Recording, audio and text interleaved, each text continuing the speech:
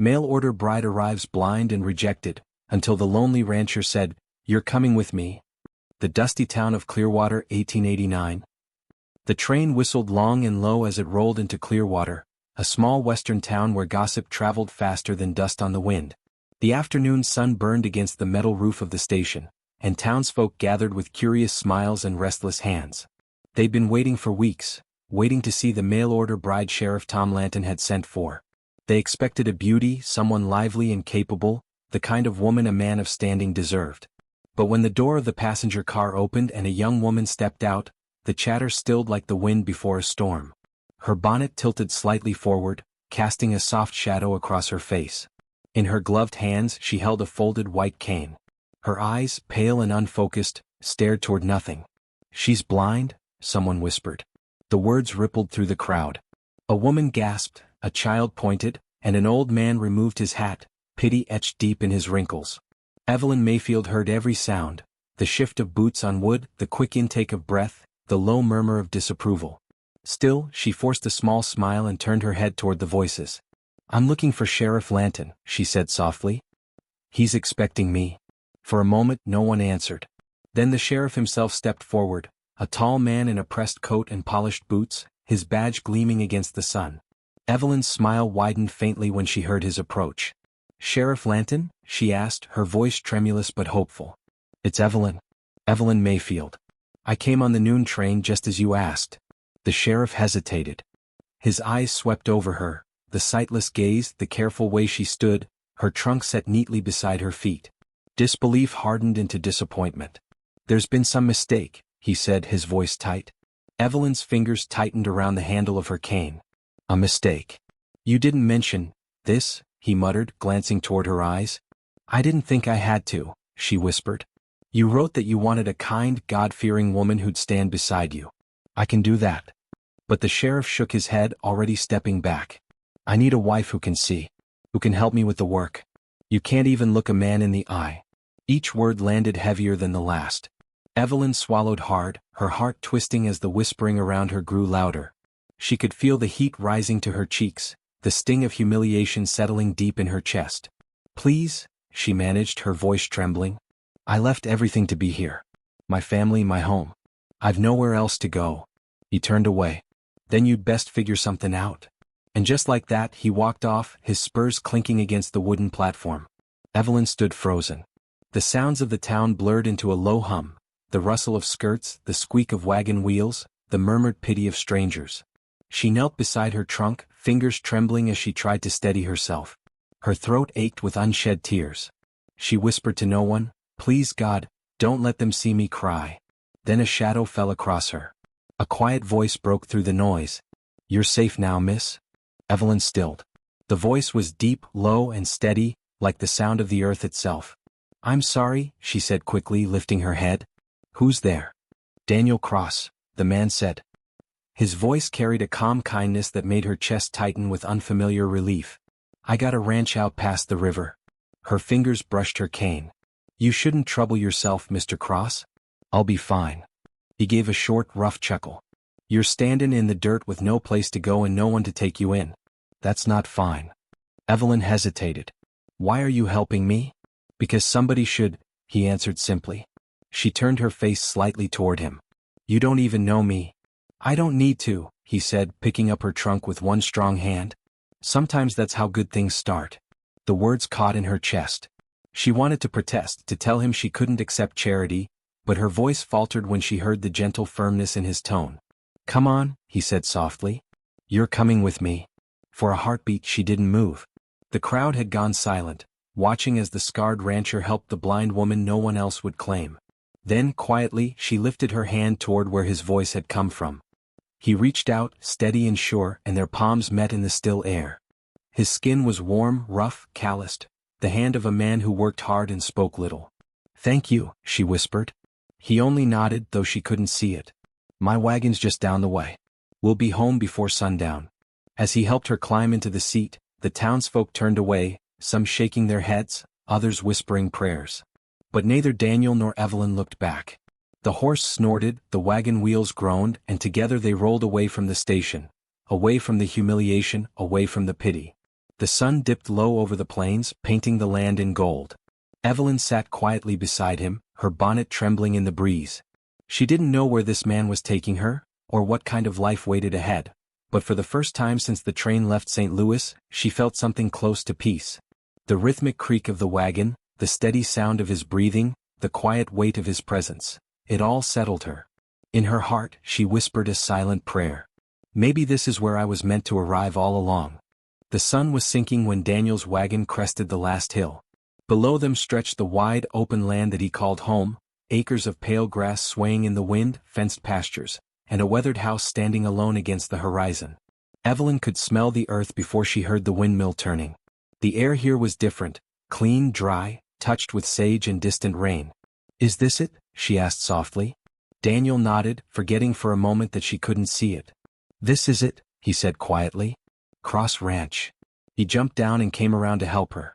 When her boots touched the ground, she turned her face toward the house as if trying to see it through the darkness behind her eyes. "It's quiet," she murmured. "That's the way I like it," Daniel replied. He carried her trunk inside, the door creaking open to reveal a space built for work, not comfort. The walls were plain wood, the furniture sturdy and worn. The scent of old coffee and saddle soap hung in the air. It wasn't the kind of home a woman would dream of, but it was clean, honest and real. "I'll show you your room," he said, his tone a little unsure, as if he hadn't spoken those words in years. He guided her down the short hallway, describing the way as they went. "2 steps here. Floor dips a little by the stove. You'll feel it with your boots." She smiled faintly. "You've thought about what I might need." "Just trying to keep you from bumping into my bad carpentry," he said gruffly. The room he showed her was small. A narrow bed, a quilt folded neatly at the foot, a small window that looked toward the hills. The evening light spilled through the glass and painted the floor gold. Evelyn turned her head toward it instinctively, letting the warmth touch her face. "It feels like the sun," she whispered. He watched her for a moment, how still she stood, how soft her expression was. There was something about her quiet bravery that made his chest ache in a way he hadn't felt since before his wife Anna died. "You'll have this room to yourself," he said finally. "It ain't much, but no one'll bother you here." "I'm not used to anyone bothering me," she said softly. "Not anymore."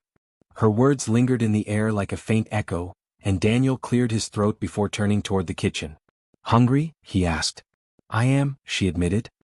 He nodded and busied himself with what little he had, beans simmering in a pot, cornbread reheated from the morning before. He moved about the kitchen quietly, glancing at her every now and then as she sat at the small table, her hands folded neatly in her lap. She didn't fidget or ask questions. She just listened, to the scrape of the spoon, the rattle of tin plates, the low hiss of the fire. When he set the plate before her, she smiled faintly. "You cook." He shrugged. "When I got to. Mostly keep myself alive." She laughed softly, a light, delicate sound that surprised him. "That's as good a reason as any." He watched her feel for her fork and take her first careful bite. She chewed slowly, then smiled. "It's good," she said. He chuckled. "You don't have to lie, Miss Mayfield." "I'm not." "I can taste the kindness in it," she said gently. Daniel said nothing more, but he found himself smiling into his cup. It had been a long time since anyone spoke kindly in this house. After supper, he stoked the fire while she explored the space by touch, counting the steps between the table and the door, tracing the edges of furniture, mapping the shape of her new world with her hands. "You're learning your way quick," he said quietly. "It helps when someone tells you where the walls are," she replied, her smile soft. "I've learned that in life too." He looked at her, really looked at her. Beneath the plain dress and fragile voice was a strength he hadn't expected. She wasn't helpless, she was simply trying to live in a world that refused to slow down long enough to let her. When night fell, she stood by the doorway, listening to the sound of the wind through the cottonwoods outside. "It sounds lonely here," she said. "It is," Daniel admitted. Then, after a moment, she turned her head toward him. "I don't mind lonely," she whispered. "I mind cruel." Daniel's throat tightened. He wanted to ask who had been cruel to her, but he didn't. Some stories he knew were too raw to speak right away. He tipped his hat slightly and nodded. "You'll be safe here, Evelyn. I give you my word." She smiled faintly, her eyes glimmering in the firelight. "I believe you, Mr. Cross." When she went to her room, Daniel sat alone by the fire, the clock ticking softly on the wall. Outside, coyotes cried to the moon. He thought about her words, how gently she had spoken them, how much trust they carried.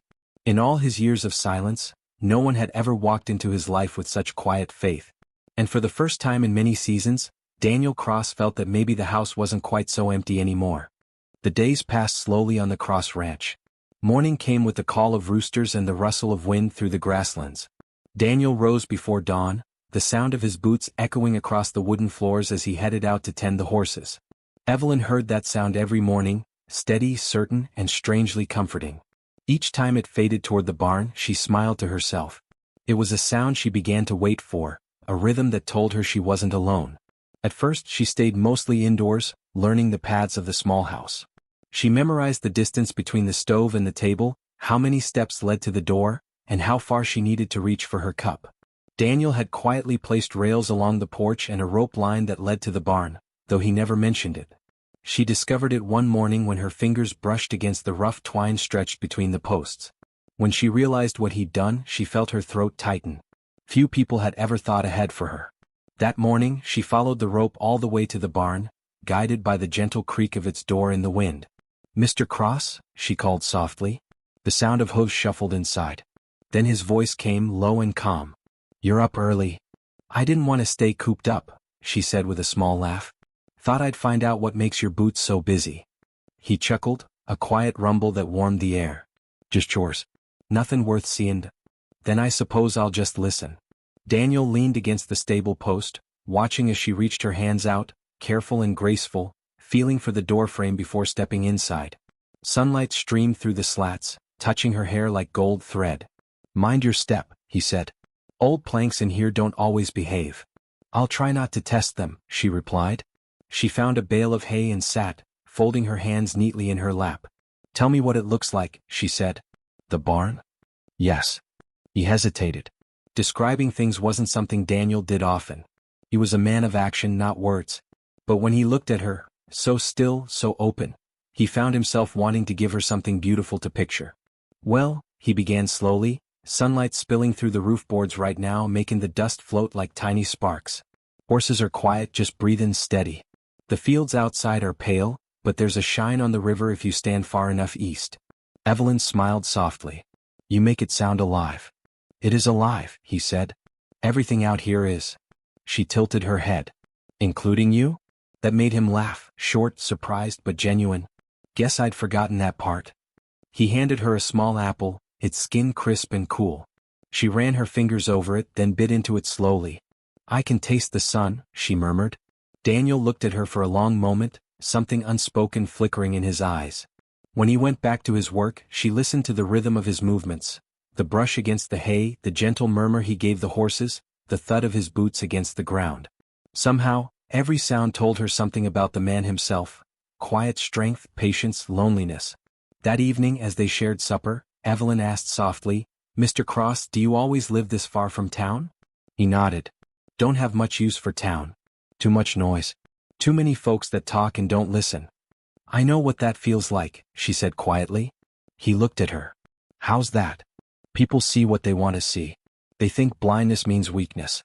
Sometimes it's the other way around." Daniel studied her in the glow of the firelight, the calm way she said it, not as complaint but as fact. "You got grit, Miss Mayfield," he said finally. She smiled. "You don't seem to pity me." "I appreciate that." "Never did see the point in pity," he said. "Just seems like another way of looking down on someone." For a moment neither spoke. The only sound was the crackle of wood in the stove. Evelyn felt a warmth deep in her chest, something unfamiliar and fragile. She'd been pitted all her life, and now for the first time, someone saw her differently. That night, she lay awake in her small room, listening to the wind outside. Through the wall, she could faintly hear the sound of Daniel's boots moving across the floor as he checked the windows before bed. Each echo of his steps made her heart steady, slow, and calm. It had been a long time since she'd felt that kind of safety. Out in the fields, the coyotes sang under the moon, and inside the quiet house, two souls who had both forgotten how to hope began, slowly, carefully, to remember. The days on the Cross Ranch settled into a rhythm so gentle that Evelyn almost forgot the ache of being unwanted. Morning brought the smell of coffee and the familiar sound of Daniel's boots across the porch.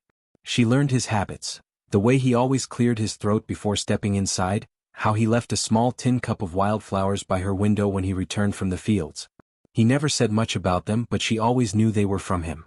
Daniel watched her grow more confident each day.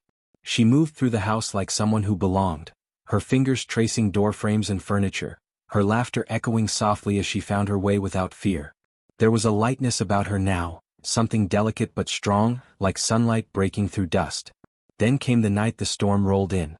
The sky turned the color of lead, and the wind carried a warning through the cottonwoods before the first crack of thunder split the horizon. Daniel had been out by the barn, latching the gates and driving the animals into shelter, when the rain came sudden and hard. Evelyn was inside, alone. She felt the air change, the coolness seeping through the walls, the way the light dimmed behind the clouds. She heard the first rumbles and the growing roar of rain. The shutters banged wildly. Determined to help, she reached for the window latch by the kitchen. The wind pushed against it, strong and sharp, and cold rain sprayed across her face. She tried to pull it shut, but the force of the storm was too much. Her hands slipped on the wet wood. "Come on, please," she whispered, straining against it. Outside, Daniel saw the faint flicker of lamplight and the shadow of her figure by the window. Without hesitation, he sprinted across the yard, rain soaking his shirt and dripping down his face. He threw the door open, breathless. "Evelyn." She turned toward his voice, startled. "The window, it won't close."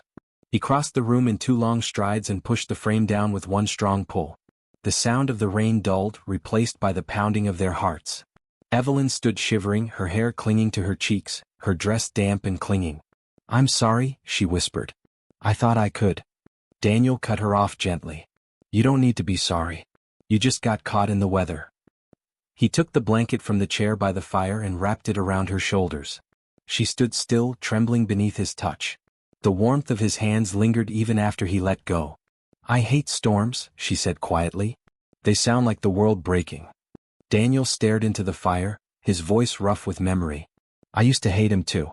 Lost someone I loved on a storm night once." Evelyn's heart softened at the sound of pain in his tone. "Your wife?" He nodded once. "Anna." Fever took her sudden. Storm came the same night she passed. Ever since then, thunder feels like a reminder. She reached out slowly, finding his hand by touch. "I'm sorry." He turned his palm upward, letting her small fingers rest inside his. "Don't be. Some things you just learn to live with." The storm outside grew wilder, rattling the shutters and howling through the trees, but in that small house, something else stirred, something fragile and alive. They stood by the fire for a long while, hands entwined, saying nothing more.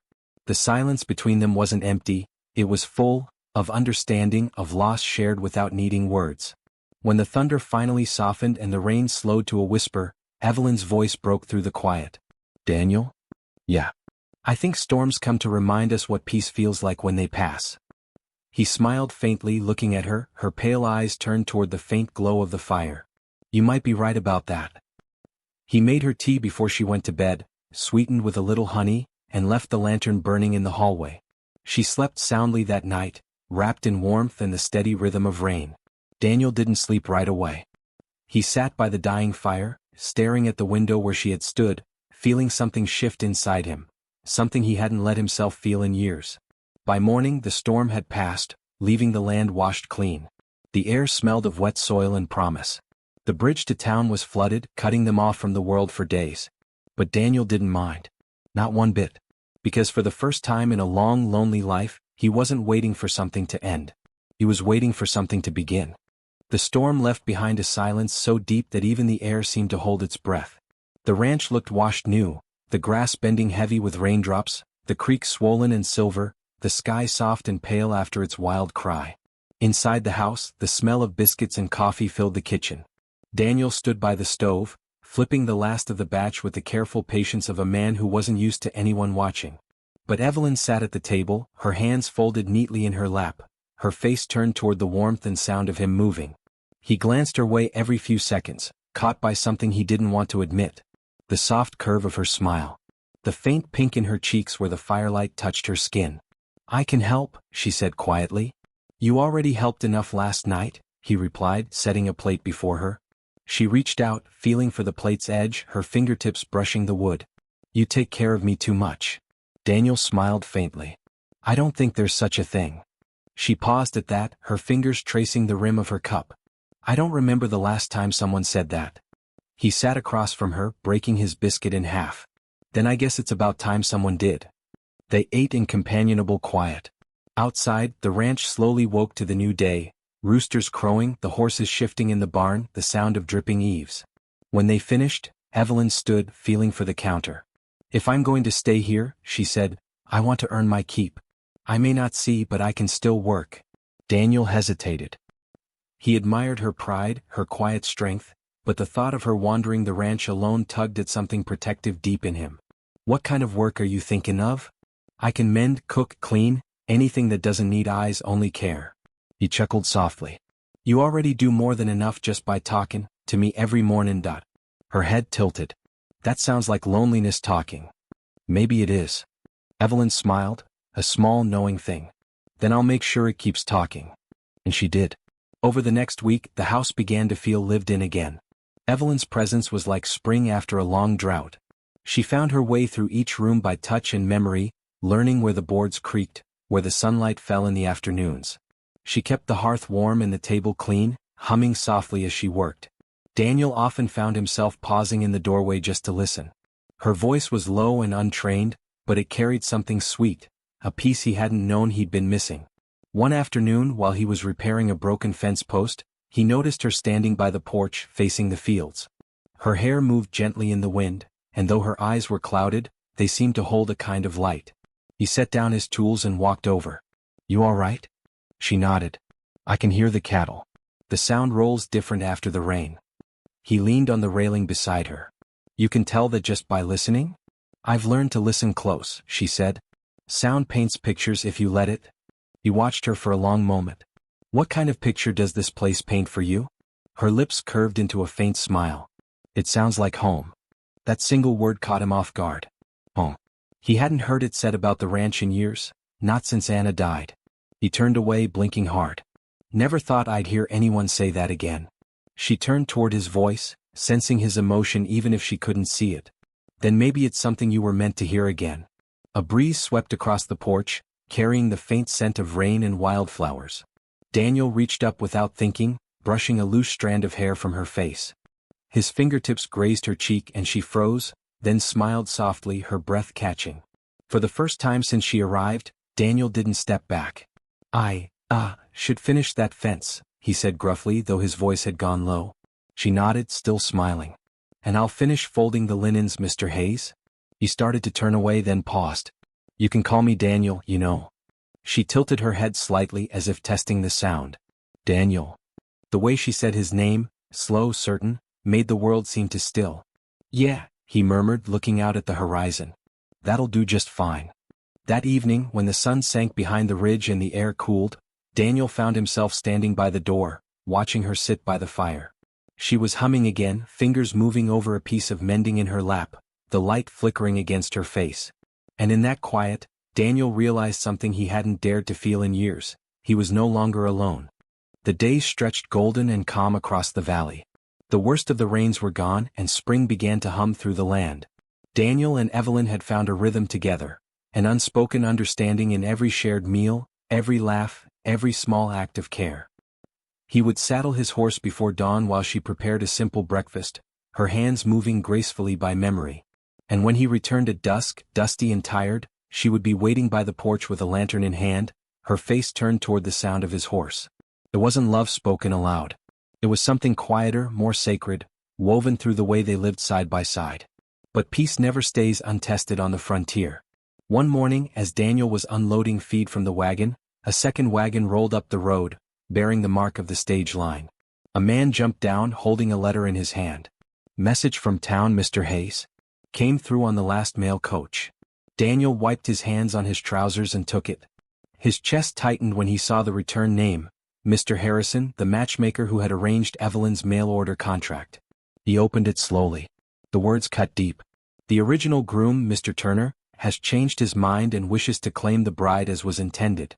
A deputy will accompany him in a week's time to retrieve the woman. Should you have taken her in, please prepare her return. Daniel's hand trembled.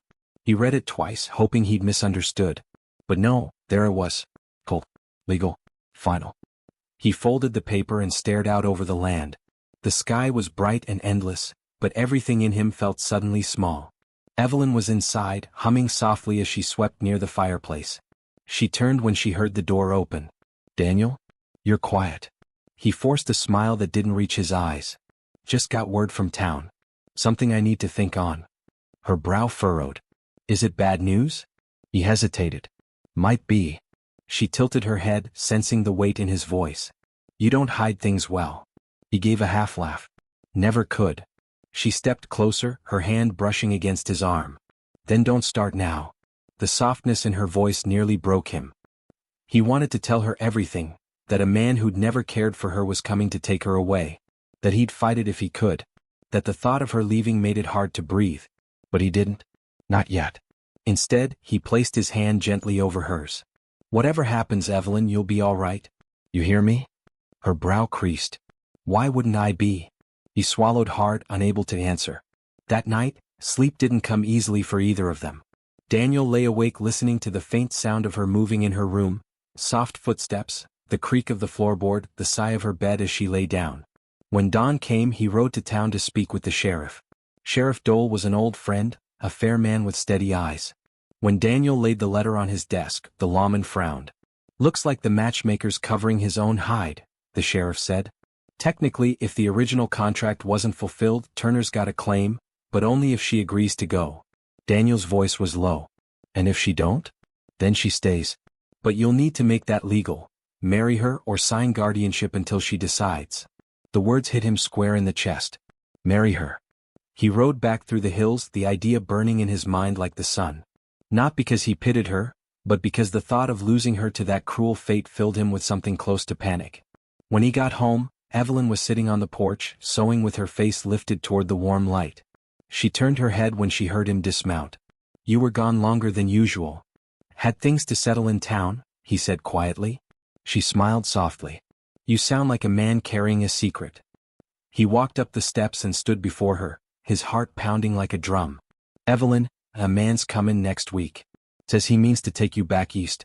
Says you're promised to him." Her face went pale, her hands falling still in her lap. "Mr. Turner. You remember?" Her voice trembled. "I remember his voice. Colt. He called me a mistake." Daniel crouched beside her, his voice fierce but gentle. "You don't belong to him. Not now, not ever. But if we're to make it right by law, I need your word. Do you want to stay here, with me?" The question hung in the air, trembling like a heartbeat.